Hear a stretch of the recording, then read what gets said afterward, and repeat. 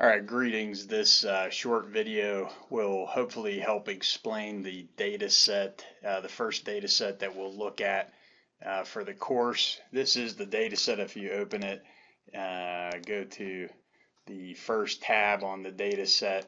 There's a handout in Blackboard that talks about how the data set was constructed.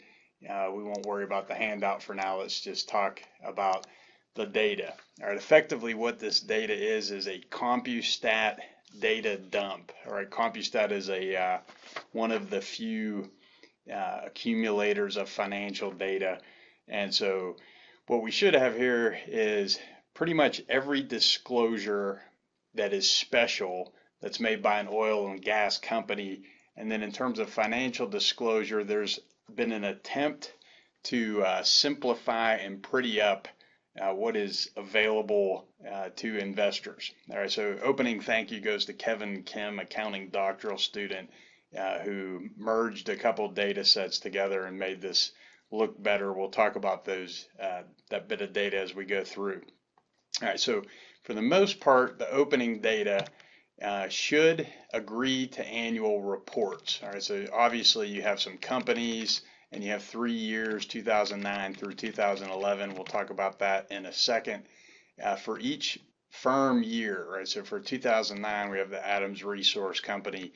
If you go across the second row in this case, this is all of their data for that year. The attempt has been to organize this thing in terms of simple accounting, right? So we have assets minus liabilities equals equity. Importantly, if you see a raw number on this first tab, it comes straight from CompuStat.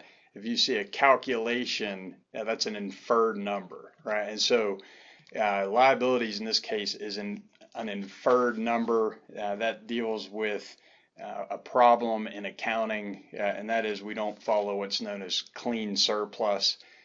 For that reason, these numbers won't agree exactly with annual reports, but they should be really close, especially for smaller companies, right? So we have a balance sheet, assets equals liabilities plus equity, then an income statement that's pretty simple, revenue minus cost of goods sold minus other expenses equals net income, the one number that was calculated here, other expenses.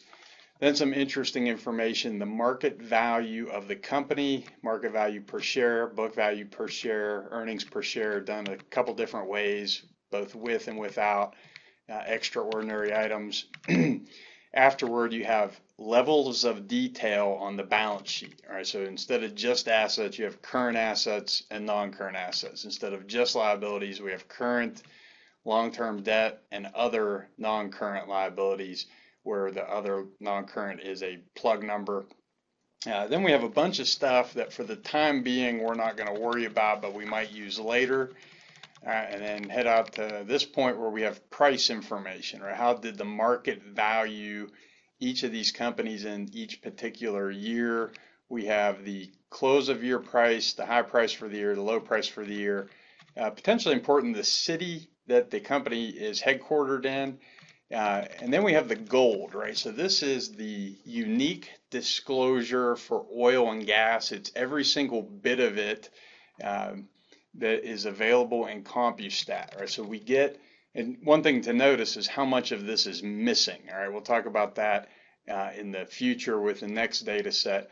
But we have natural gas, the average sales price, natural gas liquid, average sales price, oil, average sales price. All right, notice how much variability exists, right? So you have year and company information, but if you even go year by year, 5810 versus 5162, pretty big difference in the average sales price of oil. Right, other good disclosure, and here you want to think operationally, right? The gross developed acreage, gross undeveloped acreage, net developed acreage, right? So gross would mean what you own, but other people own fractions of it. Net means like if you got rid of external or third-party owners, this is what remains for you, the net developed acreage, undeveloped. A lot of good information on proved reserves for natural gas liquids, and oil, production data, total for natural gas liquids, and or by day, something called the reserve replacement ratio, which is just, are you bringing on more resources than you produce during a given year? Total proved reserves, right? So the yellow stuff is the gold data. Then there's a whole bunch of data that should be there that isn't. Don't worry about that for the time being. If you go way out here, you can find the ticker symbol. But anyways, that's what you have, and it's for a 3-year period, 2009 through 2011. All right, so one thing that we want to do with accounting information, one major purpose is to compare things, right? And so in order to set up valid comparisons, this data has been screened. If you go to the worksheet called Start and Stop, these are all the firm years where there was a company that didn't last through 2009, 10, and 11, right? So in some cases, these are startups, and in other cases, these are firms that went away for whatever reason. Interesting thing here, check out how many of the startups, or what we're inferring to be startups, are Canadian, right? So a lot of Canadians in the startup window. Hard to compare those because we don't have 3-year windows, right? So we're going to get to the point of what can be compared. We have all these companies that can be compared because they all have 3 years worth of data. A very ugly looking file that uses copy paste function so that you can come to here and have a 3-year average for each company. Now, if you're trying to compare, is a company doing better or worse? A sensible comparison is 2011 versus the 3-year average, right? So lines should match up by cell. So cell L2 is total assets for the Adams Resource Corporation. Cell L2 is total assets, but the difference is 2011 versus 3-year average. 2011 3-year average. All right, so the goal is sort, look for trends, look for the biggest, look for the smallest, the best performing, worst performing. Don't just look at financials. In fact, sometimes the operational special data, which I didn't make gold out here, but the proved reserves might be of more interest to you. Explore this data set. Find 3 things that you think are interesting. Note why you think they're interesting.